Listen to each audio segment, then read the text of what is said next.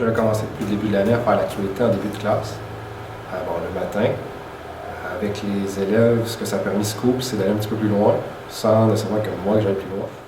Je l'ai utilisé une couple de fois en grand groupe quand j'avais pas le temps nécessairement de préparer mon matériel, donc d'adapter les fiches, quoi que ce soit. J'allais directement sur le site internet, puis on allait voir les textes, on les lisait en groupe, on allait voir les vidéos parce que des fois il y a des vidéos avec. Puis c'est ça, c'est plus de l'interaction avec mon groupe sur les sujets. De mon côté, jusqu'à maintenant, je suis allée sporadiquement à l'instinct selon l'actualité de la journée, je l'ai utilisé comme ça, donc en explorant moi-même en même temps que les élèves ce qu'il y avait dans l'actualité.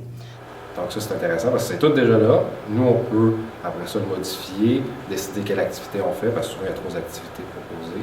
Et ben, moi, j'ai fait aussi en grand groupe pour l'article 1, là, on l'a lu ensemble. Après ça, ils ont été vraiment amenés à travailler individuellement. Après, en équipe aussi.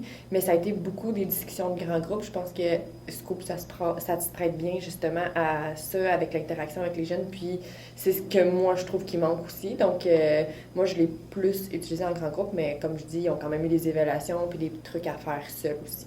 Je dois apprendre à faire de la place pour ça, dans l'optique que je trouve que c'est l'actualité aux élèves.